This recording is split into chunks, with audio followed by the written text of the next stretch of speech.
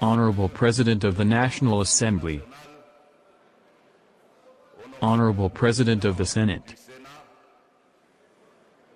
Honorable National Deputies and Senators, distinguished guests, ladies and gentlemen, my dear compatriots. It is always with great joy and pleasure that I find myself before you at this time of the year. In accordance with the relevant provision of our Constitution, which provides in its Article 77 that the President of the Republic shall deliver once a year a speech on the state of the nation before the National Assembly and the Senate gathered in Congress. I have therefore insisted today on the strict respect of this tradition, as in the previous 2 years, by presenting to you the results of various actions carried out during the year 2021, which is drawing to a close. I thus bring answers and clarifications to the numerous concerns of our people on the various vital questions that affect the progress and survival of our nation. But first of all, in order to honor the memory of our civilian and military compatriots fallen because of the activism of armed groups and the indiscriminate violence of the ADF terrorist group during this year, I ask you to kindly agree to observe a moment of recollection.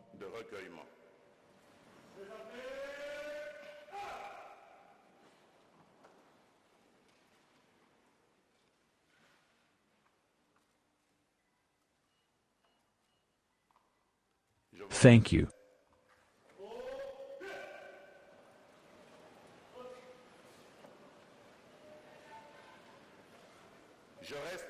I remain firmly convinced that one of the biggest questions that is on our minds, the one that certainly each of us carries like a thorn under our skin, has to do with this climate of permanent and recurrent insecurity which is rampant in the east of our country.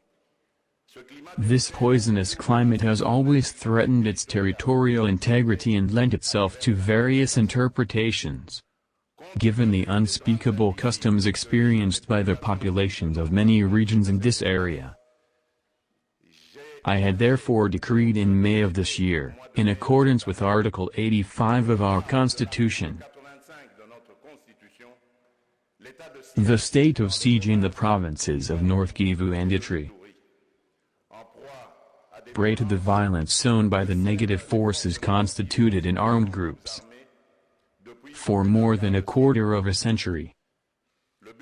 The aim remains to mobilize all the multiforum means available to the Republic to definitively defeat this evil that is destroying all our development efforts.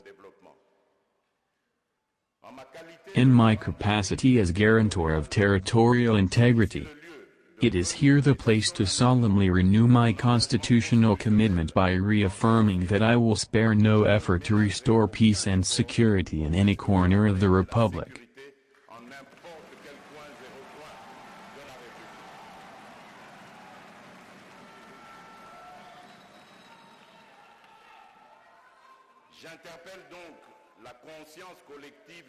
I therefore call upon the collective conscience of each of us Congolese, and I call upon the surge in the patriotic sense by affirming that there will never be Congolese without the Congo of their dream.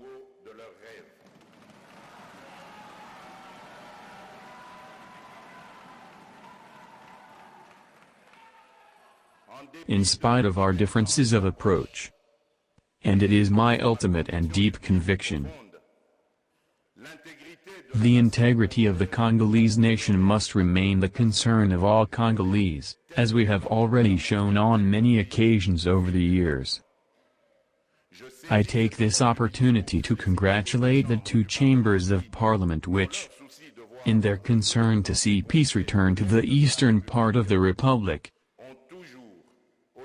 have always authorized successive renewals of the state of siege, in accordance with the legal texts in force,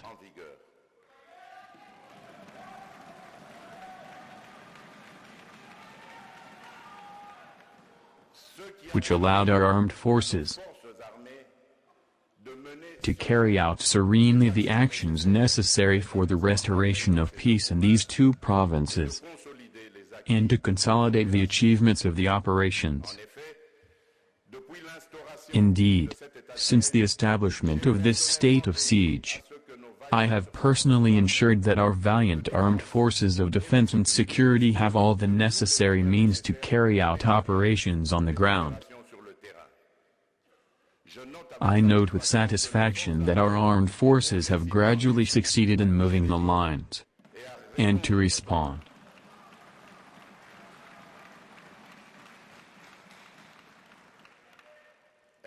They have succeeded in moving the lines, I said, and to retake several strongholds, once occupied by the enemy. Some gang leaders have been neutralized, and several elements of these negative forces surrendered. Certainly the enemy in his flight and his legendary nuisance commits massacres on the civilian population. But this will not alter my determination to bring peace to our country.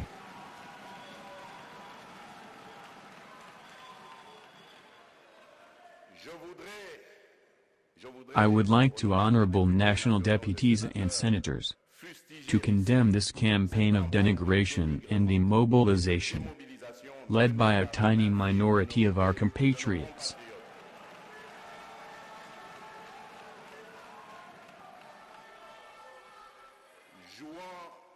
Playing at each blow of the pernicious role of smothering, as if to confirm that the insecurity which reigns in this part of our country reinforces them in their enterprises. I invite them to join the camp of the fatherland. 4.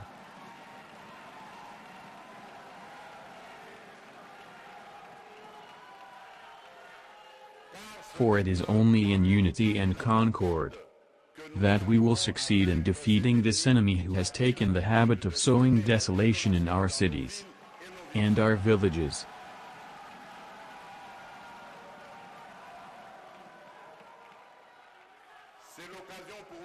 It is the occasion for me to salute the rise in power of our army, and the bravery of our soldiers who, in spite of all these demobilizing tractations, continue under the flag to give the best of themselves.